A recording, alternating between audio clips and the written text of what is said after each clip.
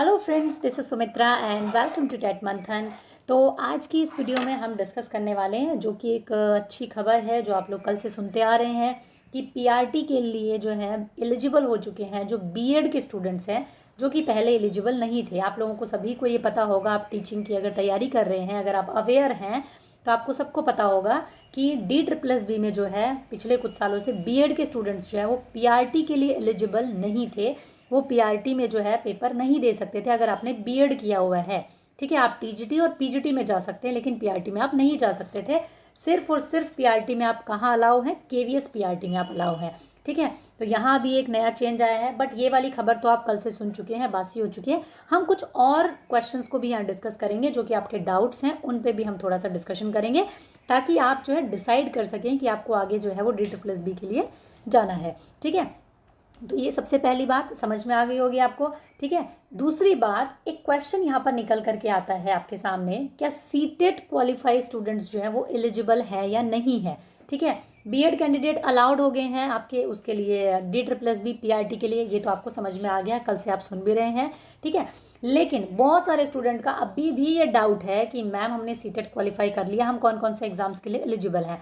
तो देखिए, मैंने आपको ऑलरेडी एक वीडियो में बता दिया है कि आप आने वाले अब हर एग्जाम के लिए एलिजिबल हैं जहाँ पे सीटेट क्वालिफाई मांगा गया है। ठीक है, DSSB की भी सेम कहानी है। अब बहुत सारे बच्चे ये कहेंगे कि मैम हमने ना टीजीटी कर रखा है, सीटेट क्या है, हमने पेपर 2 क्लियर कर रखा है और हमने बीएड भी कर रखा है, तो क्या हम पीआरटी के लिए एलिजिबल हैं DSSB के लिए? तो देखिए, बिल्कुल एलिजिबल नहीं है, क्योंकि देखिए अगर आपने पेपर 2 क्लियर किया हुआ है तो आप टीजीटी में जा सकते हैं, बेशक आपने बीएड किया हुआ है। लेकिन अगर आपने सीटेट का पेपर 1 क्वालिफाई किया है और आप बीएड किए हुए हैं, बीएड प्लस सीटेट का पेपर 1 आप क्वालिफाई कर चुके हैं, तब आप क्या कर सकते हैं? DSSB पीआरटी में आराम से आप एलिजिबल रहेंगे। फिलहाल की ये न्यूज़ है, आगे इनका कुछ भरोसा नहीं है, कभी एलिजिबल कर देते हैं, कभी एलिजिबिलिटी को हटा देते हैं। ठीक है, हकीकत में DSSB का अपना जंगल का कानून चलता है। ठीक है, इस पे भी स्टूडेंट्स का केस किया हुआ था जो बीएड वाले स्टूडेंट्स थे, तो इसीलिए आपका क्या है, ये अलाउ किया गया है फिलहाल बीएड के कैंडिडेट्स को। लेकिन ये क्या है, आपका जो पुरानी आपकी जो वैकेंसीज निकली थी ये उसके लिए क्लियर नहीं है कि वो अलाउ होंगे कि नहीं होंगे। ये सिर्फ जो आगे आपकी वैकेंसी आएगी ना, जो पीआरटी में आगे वैकेंसी आएगी DSSB में, उसके लिए बीएड के कैंडिडेट्स को क्या किया गया है, अलाउ किया गया है पीआरटी में। लेकिन ध्यान रखना है, अगर आपने सीटेट में पेपर 2 दे रखा है तब आपका बीएड किया हुआ है तब भी आप पीआरटी में नहीं जा सकते, क्योंकि यहाँ की एलिजिबिलिटी क्या है कि आपका सीटेट पेपर 1 जो है वो क्लियर होना चाहिए। अगर आपको DSSB पीआरटी में जाना है, केवीएस पीआरटी में जाना है, तब भी आपका क्या क्लियर होना चाहिए? पेपर 1 क्लियर होना चाहिए। कहीं भी किसी भी स्टेट टेट में जाना जहाँ आपसे सीटेट मांगा गया है, तो आप इस चीज़ को माइंड में बैठा लीजिए कि आपका सीटेट का पेपर 1 क्लियर होगा तो आप पीआरटी के लिए एलिजिबल हो जाएंगे बहुत अच्छे से। टीजीटी के लिए कब एलिजिबल हो जाएंगे? जब आपका पेपर 2 क्लियर होगा। ठीक है, ये क्वेश्चन मुझसे बार बार आप लोग कमेंट सेक्शन में पूछ रहे हैं कि मैम मैं एलिजिबल हूँ क्या, मेरा ये क्लियर हो गया पीआरटी तो मैं क्या एलिजिबल हूँ? बिल्कुल आप एलिजिबल हैं। अगर सीटेट पेपर 1 क्लियर है तो आप पीआरटी के लिए आगे के एग्जाम्स के लिए एलिजिबल हैं।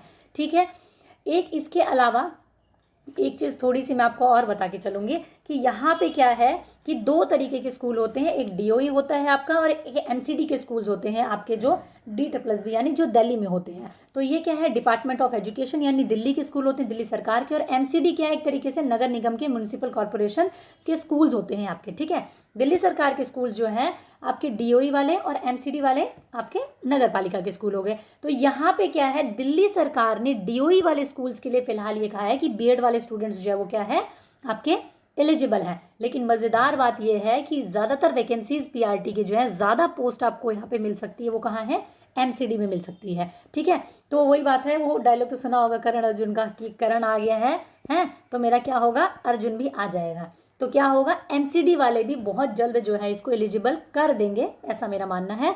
टोटल पोस्ट जो है यहाँ पे 4061 है। लेकिन लेकिन लेकिन लेकिन यहाँ पे आपको मिस्टेक नहीं करना है कि ये वैकेंसीज है, जी नहीं, ये खाली वैकेंसीज नहीं है कि 4000 वैकेंसीज आ चुकी है, ये टोटल पोस्ट है 4061। इसमें से वैकेंसीज कितनी आएंगी वो आपको आगे देखने के लिए मिलेगी। अगर हम बात करें इसकी एज क्राइटेरिया के बारे में, वो भी आपको ध्यान रखना होगा। अगर आप पीआरटी में जाना चाहते हैं बीएड में, तो ज़रूर इस चीज़ पे नज़र मार लीजिएगा कि आपकी एज बची हुई है या नहीं बची हुई है। ठीक है, तो अगर हम बात करें पीआरटी, अगर हम टीजीटी, सबसे पहले हम प्राइमरी टीचर की अगर बात करें तो आपकी क्या होनी चाहिए, 30 ईयर्स से ज़्यादा आपकी एज नहीं होनी चाहिए। तो अपने ज़रा मतलब कहते हैं ना उम्र का वो ख्याल कर लीजिएगा कि आपकी 30 ईयर से एक्सीड अगर नहीं हुई है तो आप बिल्कुल मतलब धूमधाम से पीआरटी के लिए अप्लाई कर सकते हैं, बीएड वाले जिनका सीटेट पेपर 1 क्लियर हो चुका है।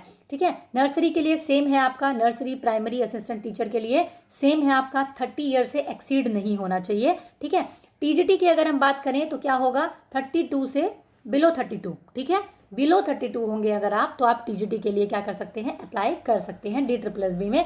अब कुछ जो स्पेशल आप लोगों के लिए वो है, वो ये है कि कुछ कैटेगरीज में अगर आप बिलोंग करते हैं, जैसे SC ST से, OBC से, फिजिकल हैंडीकैप्ड है अगर आप, तो यहाँ पे क्या है कि आपको कुछ सालों का रिलैक्सेशन मिल जाता है। वो आप यहाँ पर देख सकते हैं कि अगर आप SC ST कैटेगरी से बिलोंग करते हैं तो आपको 5 ईयर्स का रिलैक्सेशन मिल जाएगा। अगर आप मतलब जैसे कि मान लीजिए 30 ईयर्स आपकी एज मतलब है, अगर जनरल के लिए 30 ईयर है तो यहाँ क्या होगा, अगर आप SC और ST से बिलोंग करते हैं तो क्या हो जाएगी, 35 ईयर्स आपकी हो जाएगी, यानी आप 35 साल तक आराम से अप्लाई कर सकते हैं। ठीक है, ओबीसी के लिए क्या हो गया, 30 ईयर जनरल के लिए है तो 3 ईयर प्लस कर दीजिए, 33 आपकी किसके लिए होगी, ओबीसी के लिए होगी आपकी। ठीक है, इसके अलावा अगर हम फिजिकल हैंडीकैप की बात करें तो 10 साल का है, यानी 40 साल तक आप आराम से एलिजिबल रहेंगे। यहाँ पे क्या है, फिजिकल हैंडीकैप्ड है प्लस SC ST, तो आपको 15 साल का यहाँ पे क्या मिलेगा, एज का रिलैक्सेशन मिलेगा। यहाँ पे 13 साल का मिलेगा। ठीक है, तो यहाँ पे क्या है, अलग अलग जिस मतलब उससे आप बिलोंग करते हैं उस तरीके से आपको क्या होगा, यहाँ पे एज का रिलैक्सेशन जो है वो मिल जाता है। तो इसीलिए ये सारी चीज़ें आपको ध्यान में रखती। इसके अलावा अगर आप सोचें कि पीआरटी का सिलेबस क्या रहता है, सीटेट वाला कितना हेल्प कर पाएगा कितना नहीं कर पाएगा, तो एक डिटेल्ड वीडियो चैनल पे आपको मिल जाएगी। आप पीआरटी का सिलेबस, ठीक है, DSSB पीआरटी सिलेबस टैट मंथन बोल करके या बाय सुमित्रा भादु बोल करके सर्च कर लेना, आपको आराम से मिल जाएगा। ठीक है, या तो आप चैनल में जा करके DSSB की एक स्पेशल मैंने प्लेलिस्ट बना रखी है, उसमें जाके आप चेक कर लीजिए। उसमें मैंने आपको अच्छे से सब्जेक्ट वाइज जो कॉमन पेपर होता है, ठीक है, 100 नंबर का, उसका सिलेबस भी डिटेल में डिस्कस कर रखा है विद प्रीवियस ईयर क्वेश्चंस आपको समझाने के लिए। इसके अलावा जो आपकी टीचिंग मेथोडोलॉजी आती है 100 मार्क्स की, जो पीआरटी में पूरी आती है आपकी 100 मार्क्स का जो, वो भी आप लोगों के साथ में उसका सिलेबस भी मैंने डिस्कस कर रखा है। तो आप जो है ये सारी चीज़ों को अच्छे से देख करके उसके बाद में आप आराम से इसके लिए डिसीजन ले सकते हैं कि मुझे DSSB की जॉब के लिए अप्लाई करना है या नहीं करना है, या फिर मेरा क्या क्राइटेरिया है, मैं मतलब फिट हो पा रहा हूँ या नहीं हो पा रहा हूँ। ठीक है, सारी चीज़ें आप अच्छे से देखिए। ठीक है, तो उसके बाद में आप डिसाइड कीजिए कि आप यहाँ पे एलिजिबल हैं और आपको अप्लाई करना है या क्या करना है। ठीक है, तो आई होप आपको समझ में आ गया होगा। बीएड के कैंडिडेट्स जो है वो अलाउ हो चुके हैं। अब इस बात से बहुत सारे बच्चे खुश होंगे, बहुत सारे बच्चे जो है वो खुश नहीं होंगे, क्योंकि कोई भी बदलाव होता है वो 100% हर किसी को खुश नहीं कर सकता है। बीएड वाले कैंडिडेट यहाँ खुश होंगे कि उनको पीआरटी में जाने का मौका मिल गया, लेकिन बाकी जो स्टूडेंट है, ठीक है, बाकी जो बीटीसी वाले बच्चे हैं वो ये कहेंगे कि भाई हमारे यहाँ पे भीड़ बढ़ गई है। तो देखिए, मेरा पर्सनल जो मैं मानना है वो मैं आपको कहूँगी, या मतलब बाकी सब सोचेंगे कि हाँ ठीक है लेक्चर देना आसान है, बट ऐसा नहीं। एक्चुअल में क्या है, मेरा मानना है कि अगर आप खुद से स्ट्रांग है, अगर आपकी तैयारी 100% है, तो इट डजेंट मैटर कि आपका कंपटीशन 10 बच्चों के साथ है, 100 बच्चों के साथ है, या कितने भी बच्चों के साथ में है। क्या होगा, ज़्यादा से ज़्यादा बीएड वाले स्टूडेंट अगर और इसमें इंक्लूड हो जाएंगे, इससे आपकी सेहत पे क्या फ़र्क पड़ जाएगा, एक बात बताओ, आपकी तैयारी में क्या फ़र्क पड़ जाएगा। अगर आपने टारगेट रखा हुआ है कि 100%, अगर हाँ वो आपका कुछ हिस्सा ले जा रहे हो तब तो अलग बात है। देखो, एक बात हमेशा याद रखना, कोई भी किसी की जगह कभी नहीं लेकर के जा सकता। हर इंसान के लिए एक पोस्ट यहाँ पे मतलब फिक्स है बिल्कुल। अगर आप 100% मेहनत करने वालों में से हैं ना, तो आप अपने आप को सबसे अलग खड़ा अपने आप कर लेंगे। अब खुद सोचो, आपकी सीटेट में भी तो इतने लाखों स्टूडेंट जो है वो आपका फॉर्म फिलअप करते हैं। बहुत सारे लोगों का टारगेट होता है सिर्फ 90% तक जाना, लेकिन बहुत सारे बच्चे हैं जो उन लाखों बच्चों में से भी 140 और 142 तक नंबर लेकर के आते हैं। जब सोचो लाखों से आप लोगों की जब मतलब लड़ाई होती है उसमें से आप 140 लेकर के निकल रहे हो अगर, तो कुछ हज़ार कुछ लाख और अगर आगे आने वाले एग्ज़ाम में भी आपको अगर मिलेंगे, तो उसमें से आपको अगर अपना मतलब जो मेरिट मार्क्स निकल कर लेकर के निकलना है, तो क्या बड़ी बात है, एक बात बताइए मुझे आप। जब आपकी प्रिपरेशन बहुत अच्छी होनी चाहिए, 100% होनी चाहिए, मैं इतना ही मानती हूँ, ठीक है। खुद में आपको अपना जो है वो बेस्ट देना है। बाकी आपके जो एग्ज़ाम है उसमें चाहे 10 लोग और आ जाएं, 50 लोग और आ जाएं, डजेंट मैटर, ठीक है, कोई फ़र्क नहीं पड़ता है इस चीज़ से, ठीक है। तो इसीलिए मेरा तो आप लोगों के साथ में यही कहना है कि इस चीज़ से डीमोटिवेट होने की बजाय या हल्ला मचाने की बजाय कि हाय रे बीएड वाले अब तो इसमें आ गए, हमारा कंपटीशन बढ़ गया, कोई किसी का कंपटीशन नहीं बढ़ा सकता है। 100% में से अगर बात करें ना, तो 90% बच्चे होते हैं जो सिर्फ फॉर्म भर देते हैं, लेकिन तैयारी जो है वो सिर्फ 10% बच्चे ही है जो सीरियसली करते हैं। तो आपको उन 10% बच्चों से लड़ना है ना। लड़ना भी नहीं है, माथे वाथे नहीं फोड़ने हैं, मतलब कि अपनी तैयारी के थ्रू लड़ना है, अपने आप को एक सेफ जोन में ले जा करके खड़ा करना है, ठीक है। फिर आपको चाहे 100 की भीड़ में से निकलना हो या फिर 1000 की भीड़ में से निकलना हो, पर्सनली मेरा यही मानना है, ठीक है। आपका कुछ और मानना भी हो सकता है। तो ये मेरी तरफ से आप लोगों के लिए एक छोटी सी इन्फॉर्मेशन थी। अगर आपको पसंद आई हो तो आप ज़रूर इसे अपने फ्रेंड्स के साथ में शेयर कर दें। DSSB के सिलेबस के लिए आने वाली जो भी इन्फॉर्मेशन है, सीटेट के लिए आप इस चैनल को सब्सक्राइब कर सकते हैं, हमारी ब्यूटीफुल सी फैमिली का हिस्सा बन सकते हैं। Thank you, keep learning, keep supporting and keep sharing.